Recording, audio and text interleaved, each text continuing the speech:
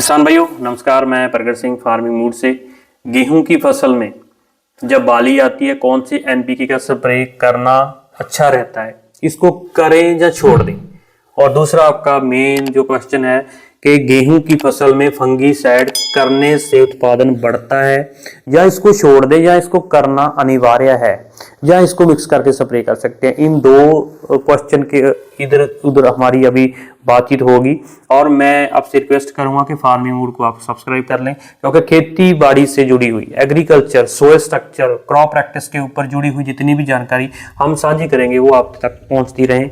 और एक बड़ी 50 वीडियो की सीरीज सोयल स्ट्रक्चर के ऊपर, जो पेस्टिसाइड के ऊपर, जो अभी केमिकल फंगीसाइड या केमिकल पेस्टिसाइड यूज हो रहा है क्रॉप प्रैक्टिस में, जिसमें कॉटन में, ग्वार में, सरसों में, मूंग में, पल्सेस में, सोयाबीन में और पैडी में, सब गन्ना में, और जितनी भी क्रॉप प्रॉब्लम्स हैं उसको हम डिस्कशन वन बाय वन करते रहेंगे।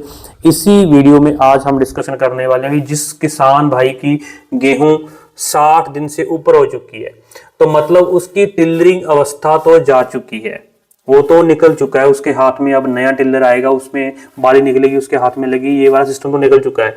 अभी उसकी पेनिकल इनिशिएशन स्टेज चालू हो चुकी है, गेहूं का हाइट बढ़ना शुरू हो चुका है। उसमें हमने कौन सा एनपीके स्प्रे करना है, इसमें हमने 05234 को यूज कर सकते हैं, 04932 एनपीके को यूज कर सकते हैं और 13045 पोटाशियम नाइट्रेट को हम यूज कर सकते हैं। मोस्टली फार्मर क्या देखते हैं कि 1744 का स्प्रे करते हैं, हम कर सकते हैं। आप अगर आपकी क्रॉप में कोल्ड स्ट्रेस चल रहा है तो उसके साथ में आप चिलेटेड जिंक की मात्रा लेके स्प्रे कर सकते हैं।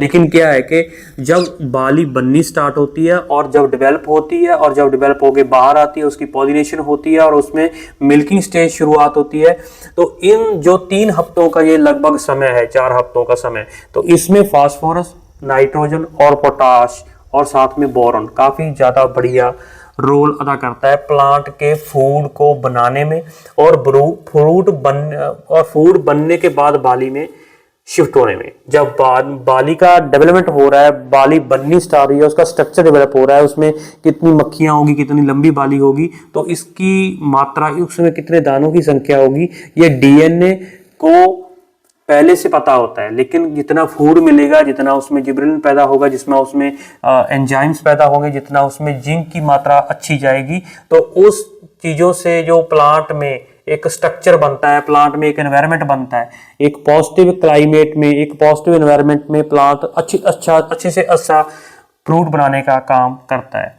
तो इन दिनों में अगर किसी किसान भाई की गेहूं 60 दिन से ऊपर और बाली नहीं निकली है, अगर टाइमली बिजाई की हुई है, तो लगभग आपके खेत में ये 75 से 90 दिन के बीच में आपको बालियां दिखनी शुरू हो जाएगी गेहूं में।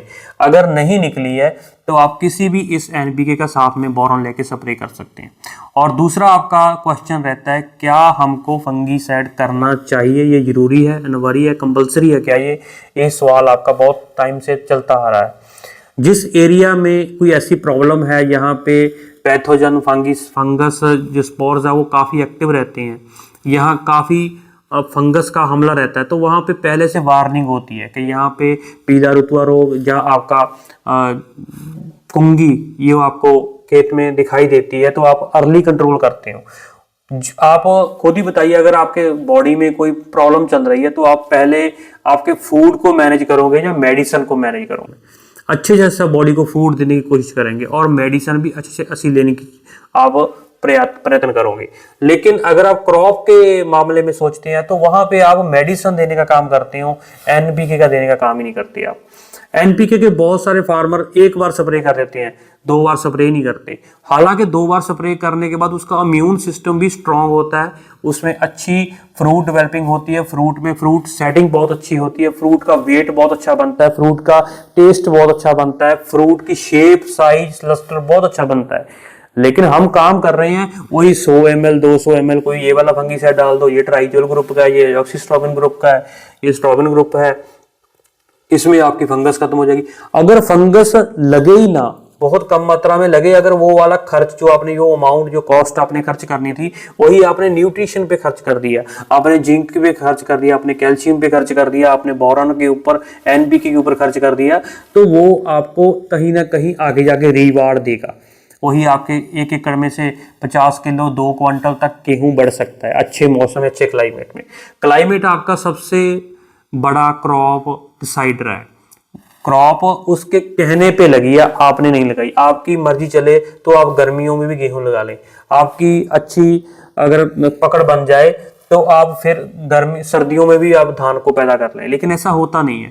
क्लाइमेट के अकॉर्डिंग हम क्रॉप को बिजाई करते हैं, उसका रखरखाव करते हैं, उसका मैनेजमेंट करते हैं, उसको हम पानी लगाते हैं, उसके आगे जाके फ्रूट सेटिंग होने का हम वेट करते हैं, उसके पकने का वेट करते हैं, तब हम कोई गेहूं या कोई और क्रॉप ले सकते हैं।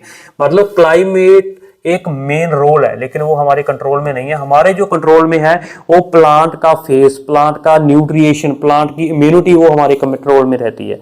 हर्बिसाइड हमारी एक बहुत सी बड़ी प्रॉब्लम बनी हुई है, वो हमको यूज करना पड़ता है। उसकी वजह से भी प्लांट में हार्मोन इनबैलेंस होता है और स्ट्रक्चर डिफरेंट रहती है, और प्लांट में अन्य जो हमको न्यूट्रिशन देना था उसमें पैसा वो वेस्टेज हो जाता है। वो हमारी मजबूरी बनी हुई है, लेकिन क्रॉप प्रैक्टिस के ऊपर, न्यूट्रिशन के ऊपर हमारी कोई मजबूरी नहीं है, उसको हम अच्छे से अच्छा देना चाहिए।